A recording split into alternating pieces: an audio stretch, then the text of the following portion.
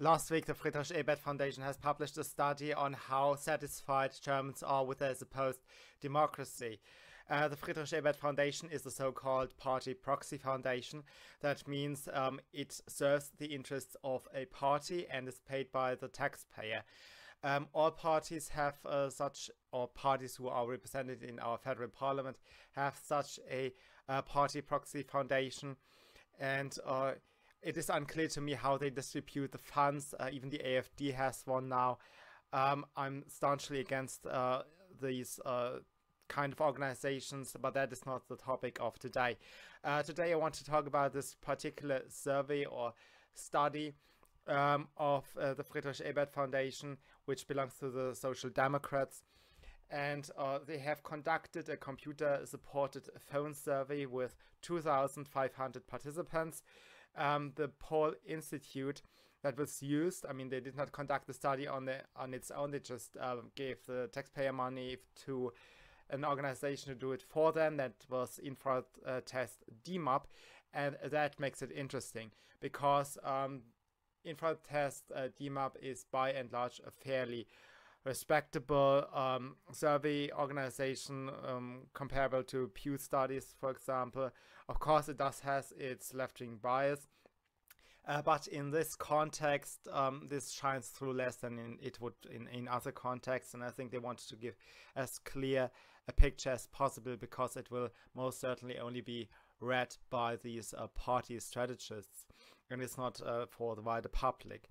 The authors are Roberto Heinrich and Jürgen Hofrichter. The study is that happiness about the democracy is of course down. We have now only 7.8% who are highly satisfied with how things are run in this country. Another 38.8% are fairly okay with it. That's actually not too bad. I mean, for our elites, that makes a total of 46.6% who are still thinking our democracy is working in this country. However, there are already 13.5% who think it is completely bonkers now, and we have no say at all, and 39.9% who thinks it is bad, but it could be worse. So we are 53.4% of dissatisfied citizens who think our democracy is poorly run in this country. The number they have dug up is the overall expectation of how well future generations will do. And that is interesting because of the legitimacy of the government. They know, our elites know that the young people can be fooled, and that's why you see all this Greta Thunberg hype and stuff, and they claim the left is always with the young. They know that the young can be fooled for just as much, but the overall expectation of how your children and grandchildren will do is a huge factor when it comes to the legitimacy of an elite. These numbers look extremely dire. They look much worse than the numbers that I've just read out. So we have only 4% that think the younger generations will have it much better than themselves. 29.7% thinks, okay, they will have a reasonably good future. And a whopping 21.6% think younger generations in Germany will have it much, much worse than the older generations. And 44.7% is somewhat in between, says younger generations will have it worse, but are not as strong on that as those 21.6%. Just that they include a chart that shows the satisfaction with democracy in this country over the last years. And this is not of this particular phone study. It is, of course, some former surveys that have been conducted, but I believe they are less likely to be accurate because they even go up. And this looks like a show poll of our elites want to look more popular than they actually are. And this chart shows that in West Germany, 70% or somewhat between 70 to 80% believes it is well run, while in East Germany the satisfaction is in the range of 40% to 50%. Sorry, is somewhat between 40 and 50%, and both become ever more satisfied supposedly with how things are run. This is completely unreliable. I didn't know why they included this in the study, because it contradicts their current findings. The overall trust in the parties in Germany has gone down since the 80s. In 1983, it was at 50%. At the time of the reunification in 1990, it was only 37%. And by 1991, only a year later, and this number persists until today, year after year, is about 1 in 5 who thinks they can trust our parties as they are. Friedrich Ebert Foundation is, as I said, a party proxy foundation, so their suggested solutions are in the interest of that party, and that means they have to suggest redistribution a lot in nothing that threatens their strongholds, like the media empire that they have, or their positions, their institutional powers. So they ask about solutions that how much people would think the following suggestions would be solutions to the problem. And one would be better schools or best school equipment in poor areas. That's how they framed it. Higher taxes for high income and wealth. They had to include regulate or limit immigration, but that is because it's obviously the most troubling issue of today. And some very weird one, youth quota in the Bundestag, or parliament, or federal parliament. That one is, you know, in this Mao tradition that the youth is always supposed to be on the left, and therefore they hope to gain power or expand their institutional power. If there was a quota on the youth, they would probably also have suggested women, because women are more likely to vote Social Democrats, if they had been more brash about their ambitions. But they had suggested a youth quota. That's something unheard of so far. Then there is a debt relief for weaker communities or local government entities, and more East Germans in top positions. So you see, this is all kind of on the level of what politic proposals could come up in future from the Social Democrats. It is not so much of getting an idea of how the citizens want to change the way things are run. Point is the most troubling one, because the more East Germans in top positions is a talking point that has come into the media, often controlled by the Social Democrats. And we must remember that the entire East German revolution to end the communist regime, to bring down the wall, was actually to kick out certain elites. And this is very nefarious. We see a lot of former East Germans in high positions today. It's not just Angela Merkel, it's also Maybrit Illner, one of the most dominant talk show hosts in Germany. She was already a TV star in the East German regime, and is now still allowed to continue her career in a politically relevant area in post-war Germany.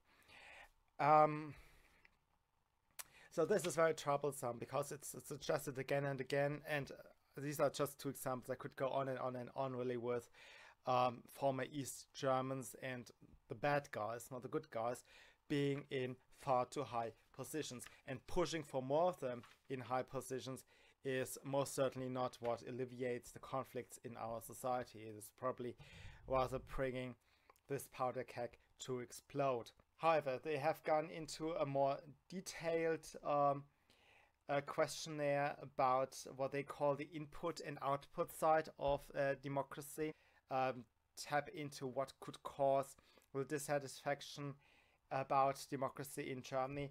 And the input side is what I would describe as democracy, the participation, the overall functioning of our institutions, how much they are actually Western, how much they are in line with human rights. And the output side is what they actually want to speak about, and that is what the state should do for the citizen. It's not limits to the state, which is what democracy is usually concerned about, but they want to find the selling points in terms of how many government handouts do you want to be nice again. That's what they call the output side. Rush through the output side first. A restriction of immigration, because they cannot avoid this topic in this day and age. They would probably if this study had been conducted 10 years earlier. But now they have to talk about this, and a whopping 90% of things. This is the largest, major issue of the day. It's exactly 90.9%, split up in 49.4% very concerned about this conflict, 40.9% moderately concerned about it, 8.6% somewhat thinks it's not so much of an issue, and only 1.1% think immigration is not the major issue of today. And that is a stark contrast to what the media tells us.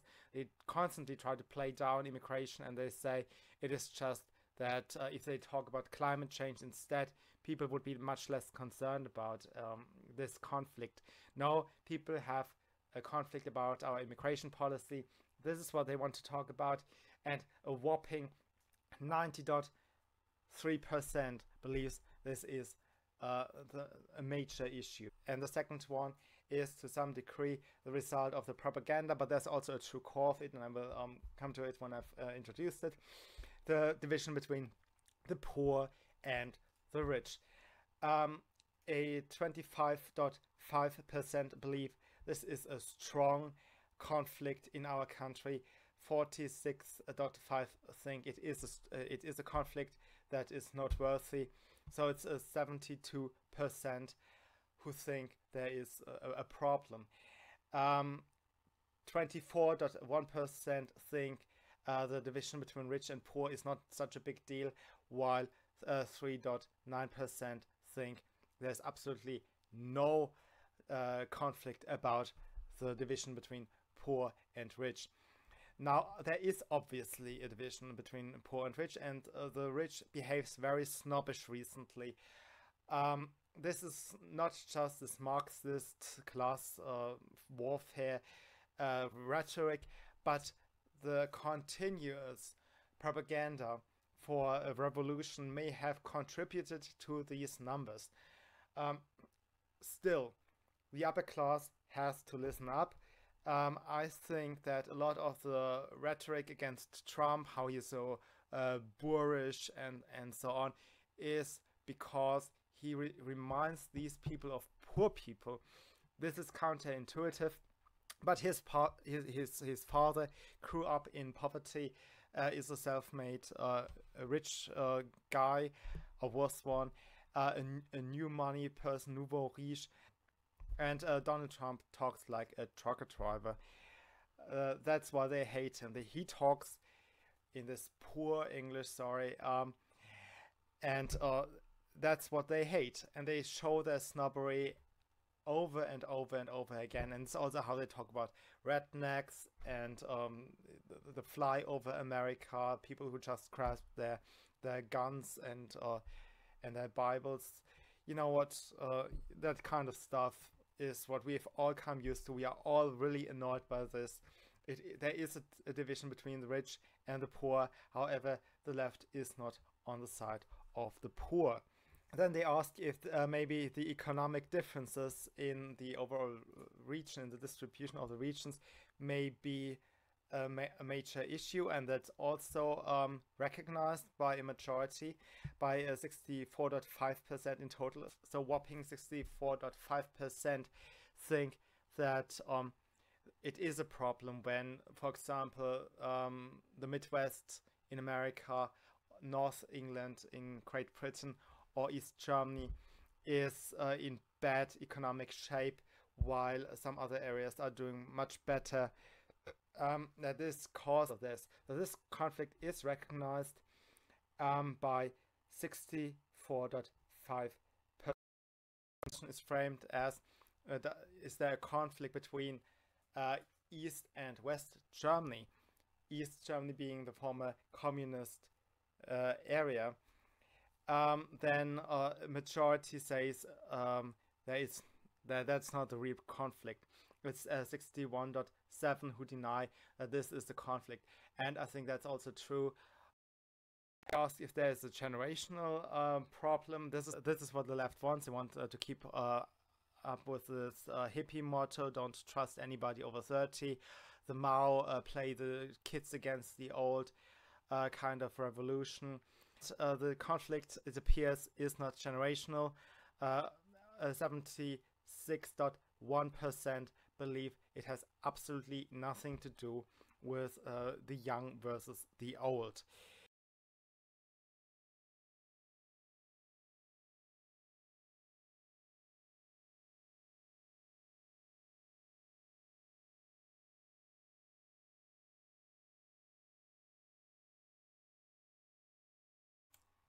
One would think that there is a major issue between the countryside and the cities, but actually only a 21.4% would agree that there is one at all. A whopping 78.6% say there is actually no conflict between the countryside and the cities. Interesting is that my analysis comes to the conclusion that the city versus the countryside is a big issue, but maybe I'm also falling a bit short on that, because the city has its weak, neglected areas too. And I think really the division is probably between the neglected ones who just want the state to do its main purposes. It's like regulating immigration, policing the boroughs,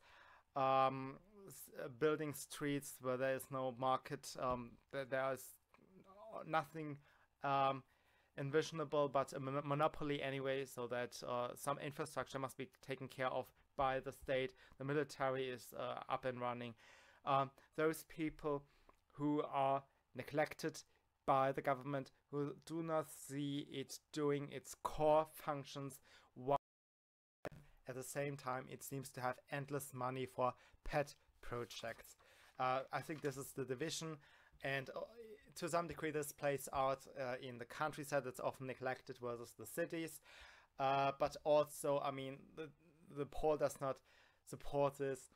I think people recognize that it may be that also some areas in the cities are harshly neglected, and you can see that in Paris, in Berlin, Los Angeles, and so on. We have all the rodents and the homeless people and so on and so on.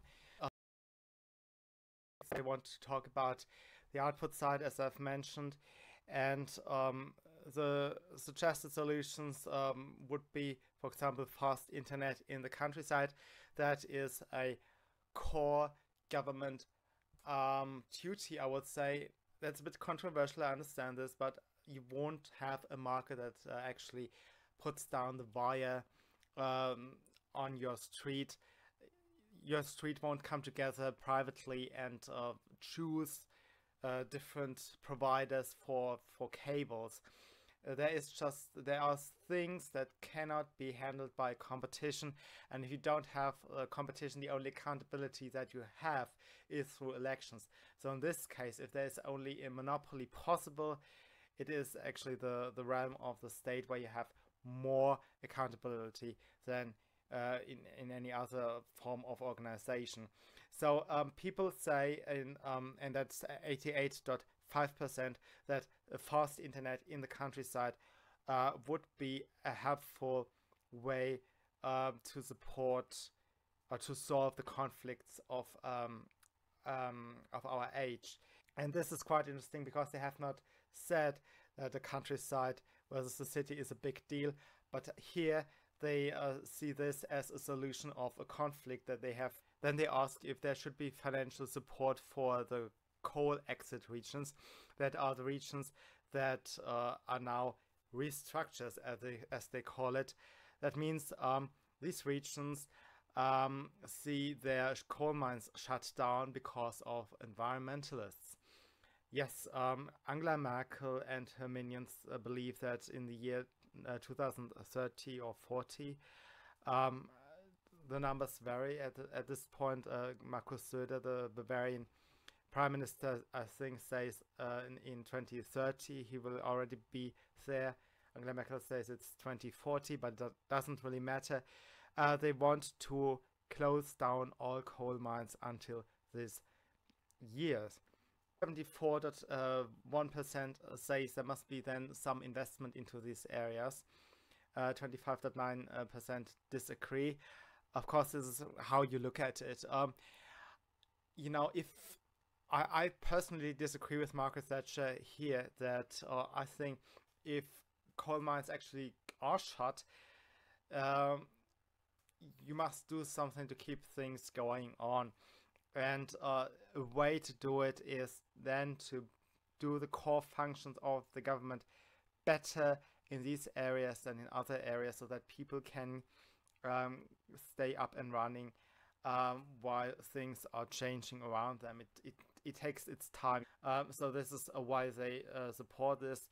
I don't support large-scale programs, and I think closing down these coal mines for pure environmentalism is bonkers.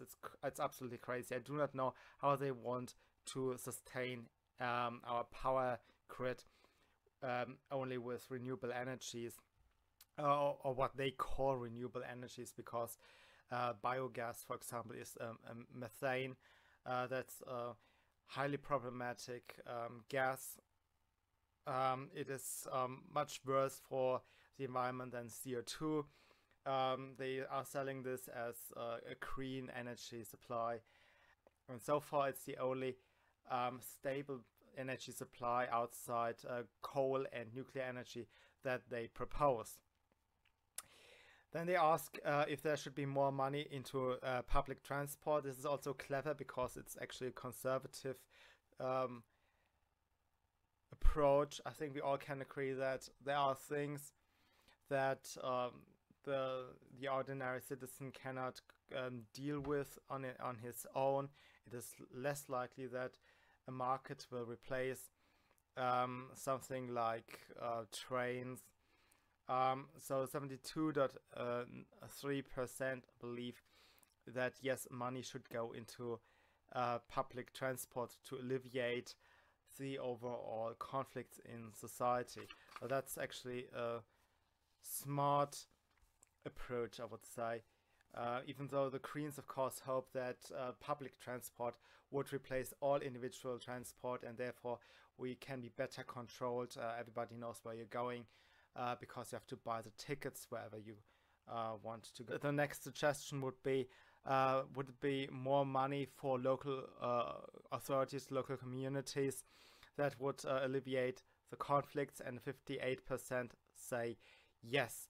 And I actually do agree. I just don't agree with the way it is done right now. At this point, we don't have a proper separation of power between the different government levels. I don't want to see the federal level to pay stuff on the state level. I don't want the state level to pay stuff on the community levels. If local communities could raise taxes, the same way I think Americans can. I'm not sure about that, to be honest. If local communities could raise taxes, I'm all for it. The Office of Tax Collection could could be sending them the bills for the collection of the very taxes that they levy. I would be perfectly okay with that, but I don't think that this is really what they have in mind.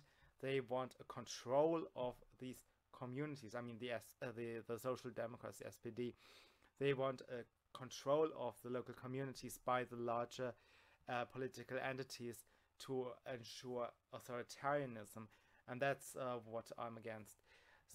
However, as the question is phrased, of course, I want more money on the local level, I want more power on the local level, and as it is phrased, I would also say we need more money in these local communities, in these projects. The last question on this questionnaire about the outputs side, as they call it, is quite funny because it shows the decades of brainwashing. 54.8% believes conflicts would be alleviated if we had more government employees. Obviously, we don't have the entire swamp, drain the swamp debate. We don't see that government employees serve their own interest, that they are not productive, that computers could do a lot of what they do. A government should be limited, a state should be limited, they should not interfere too much with your life. We only have very disruptive, bad authorities, and the solution to this is not more of these bad people of the questionnaire. And now more what I am interested in is the solutions they suggest and ask the participants of about how the government is run. So the problems they suggest is that poor people participate less in elections. Of course, this is also kind of to appeal to this Marxist notion that everything is a class warfare. So is it a problem that poor people participate less in elections? I think it isn't, but a whopping 75.5% believe it is. And I think this is really because we have seen the disenfranchisement of the poor and this sneering, this endless sneering in the media by the rich that makes people believe the dissatisfaction of the poor that shows in the participation is a problem. But the suggested solutions to this in Europe, and it's already put into practice in some countries, is often just to force them by law to go to elections. And this is not what helps to resolve this problem at all. People want good choices. They want all choices available, thinkable choices. They want an open debate about all potential solutions. And this is, of course, not on the menu. The next suggestion also falls into this. They try to preserve their social status, and though they ask, should the MPs represent the social composition of society? You remember the suggestion of a youth quota that goes on and on. We have suggestions that East Germans should make a certain amount of MPs in the parliament. I would go with that if we had a vote by constituencies, if we had no proportionate election system, right? I would be very happy about that, but the quota idea really goes on and on and on, like in South Africa, which is the place where we are heading politically. They want a women quota, they want a youth quota, they want probably at some point they want a Muslim quota, a Jew quota, whatever. It just goes on and on and on, ever more quotas for ever more sections of society.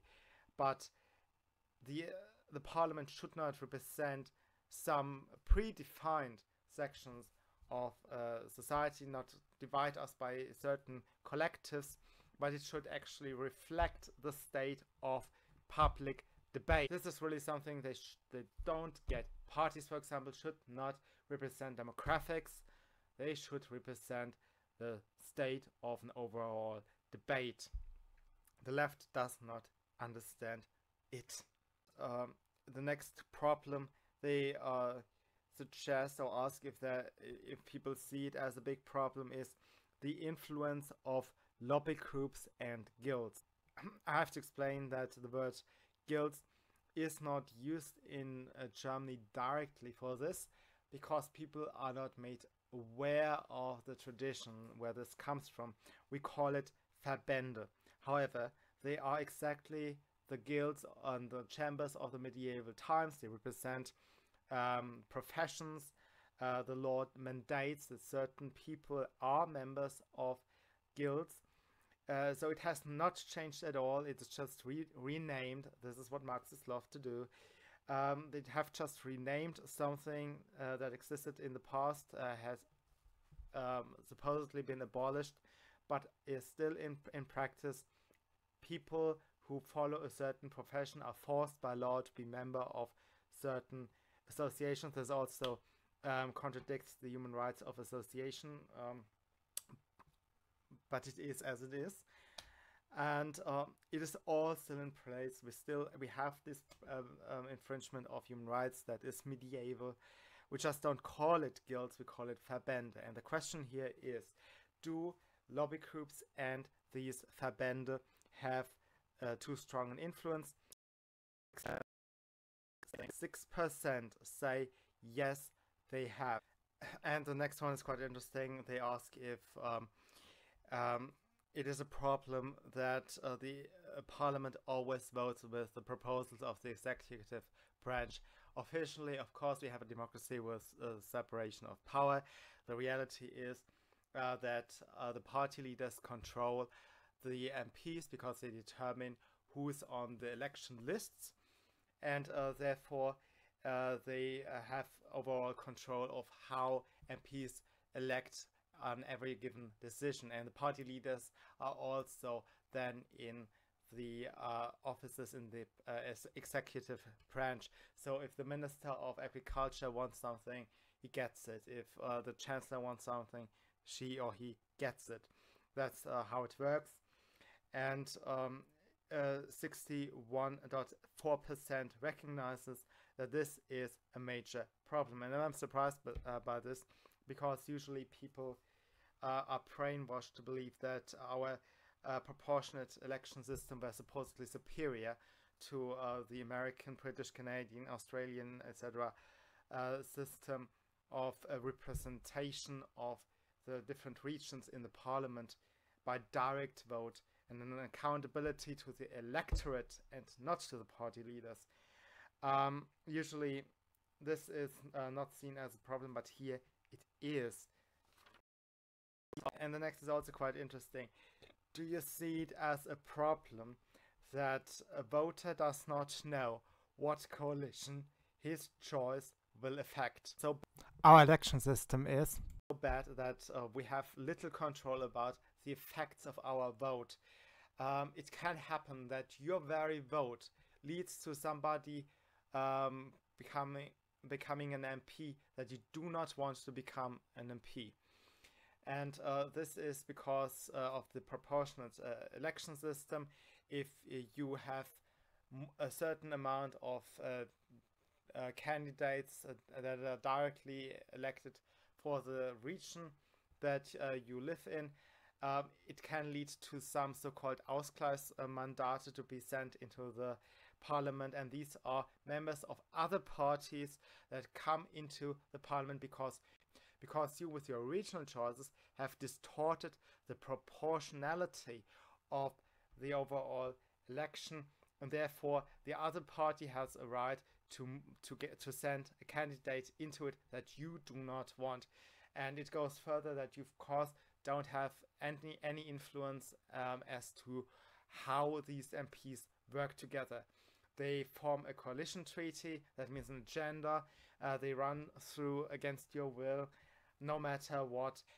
And what is in this coalition treaties will be decided behind doors in some deals that are undisclosed, or the deal making is undisclosed, so you don't understand why they are running through this strange agenda, and you can hardly decide who actually gets on the table in these deal making sessions. So people see it as a problem.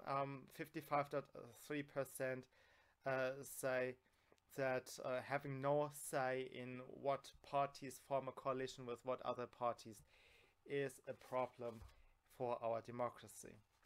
Then they come up with solutions for the problems that people supposedly see, or that they have asked whether people see them. Would be that the public could force the parliament to deal with an issue that they otherwise would ignore. And an 83.5% is for that.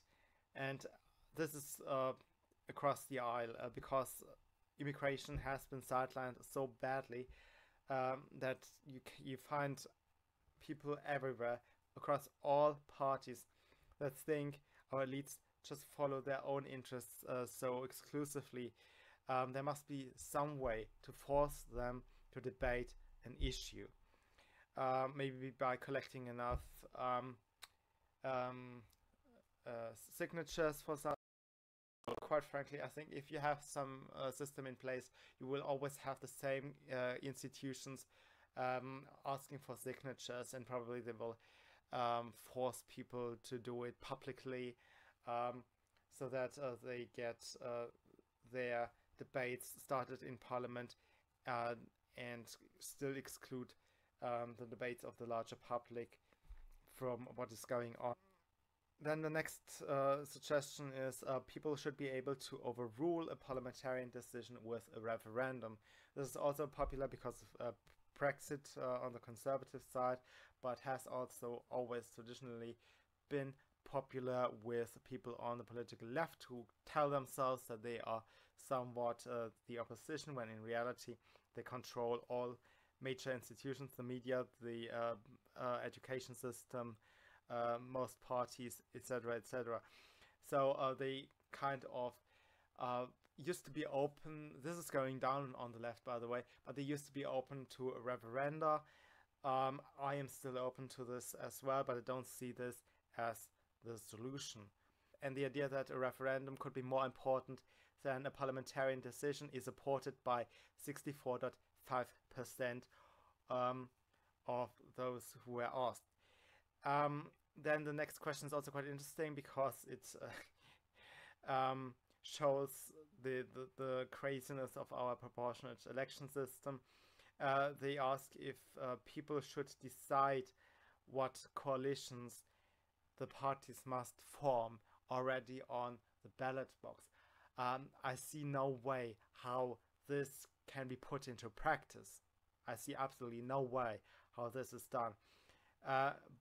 But the dissatisfaction with the proportionate system is so bad that we have already a 63.9% who says yes, whatever can give us more control over what agenda is run by what people is fine with us, even though they do not specify how that is going to look like. It looks very strange. I do not trust that at all. And I also do not trust the next suggestion, which is randomly chosen citizens should debate fundamental societal questions and educate the parliament about their findings or ideas. I do not trust that these random choices were random at all when this became a reality. The Friedrich Ebert Institute claims that this is already in place in Ireland, and I have actually found it on the internet. It's the Citizens Assembly. It used to be. I do not see the purpose of it, but well, okay, they have chosen 100 people to debate a number of questions, and then advised the parliament. I don't think that something valuable came out of it, but the idea really comes from the ancient Greek system of the Council of the 50 that was instated by Cleisthenes. And the ancient Greek had all their major positions actually decided by lot, by coincidence. And it is often said that the ancient Greek were the rock bottom upon which our system were formed. This has always been a lie. The founding fathers of America always said that they are not a democracy, they are a republic. It means something. We are not the Greek. The Greek had this random lot system where everybody could have an office in his lifetime, or had a high chance of getting some office in his lifetime in his city. But that does not really reflect our Western system. Our Western system is actually built on the institutions of the Roman Republic. And be careful, that is something different from the Roman Empire, which is a completely different period of history, a completely different state indeed. So the Citizen Assembly is an attempt to revive this ancient Athens idea of everybody just getting a say by lot. I do not think that A, this lot will be left to the gods, and B, I do not think that a debate is restricted to 100 people chosen by lot, when you can have everybody debate openly in the public square. Everybody should have a say. There should be a free market of ideas. Alex Jones should have a say talking about gay frogs, and Angela Merkel can have her voice heard. Everybody gets to speak, so you don't need to select a certain group of people to speak. That's ludicrous. You need free speech. You need the acceptance of democratic principles. And this is what they don't want. Still, this idea, it sounds novel, it is ancient. Because it sounds novel, people have not yet thought through it, and 61.8% in this telephone survey said they would be open for it. Of course, I've already mentioned compulsory election participation. That is what the left wants. And why do they want this? Because less informed voters tend to vote for left-wing parties. The young, the immigrants, people who have trouble with the language, people who have sat in prison. These kind of voters are a solid voting bloc of the political left, and the more uninformed people that are brainwashed by the entire media and education system and so on are forced on the ballot box, the more left-wing the results will be. It makes sense to have an educated electorate, so you have some conservative outcome. And a voluntary participation in elections already does that trick. People self-select. If they are uninformed, they notice it and they leave it to people who understand what they are talking about. So compulsory election participation is, of course, in the interest of left-wing parties. And interesting enough, this was recognized by those on the phone. So the anti-Americanism may have determined the outcome of this particular question. People may not have paid attention, or it also had not been properly explained how that is supposed to work, open primaries. They have also asked if people feel politicians care about the sorrows of your average person, and only 2.6% agree that politicians actually care. And I think you can already tell by this question that by a party-proxy foundation that they don't. They want to change as little as possible, and the changes that they want are the ones that they have proposed for decades.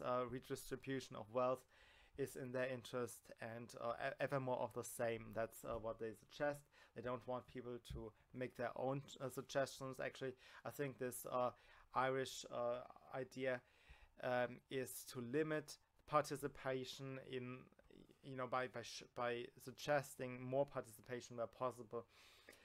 They want less people to debate. They want to say, we have already asked these 100 people what the big questions of our times are, and we are following this roadmap. And so they want to smother the public debate that is much more dynamic, can react to much more information on time than these 100 people could ever accomplish. So, of course, the dissatisfaction and the lack of trust in politicians has the solid foundations. So it's only this very small minority that thinks politicians care about their issues, when the opposite, the evidence of them not caring at all is shining through basically everything they do, including this study. The media is going down, and this is actually quite satisfying.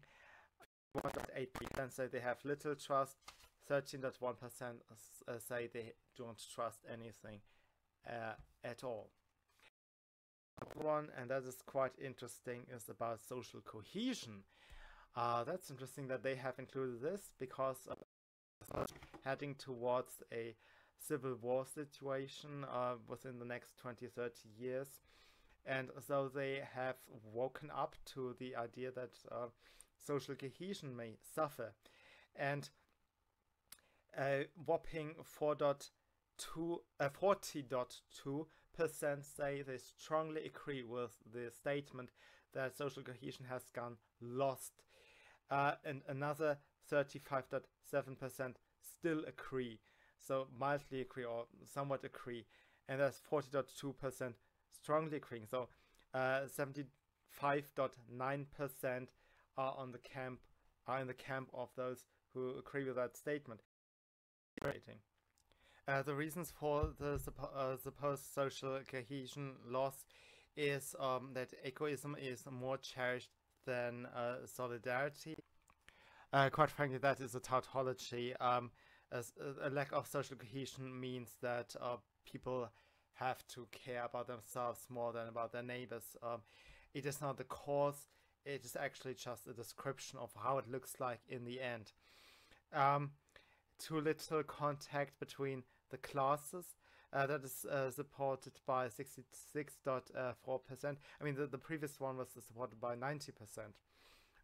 So this a tautological explanation was supported by almost everybody. Then too little contact between the classes, that results in all this sneering, this you're all just a redneck kind of rhetoric, is seen as the cause of the loss of social cohesion by 66.4%.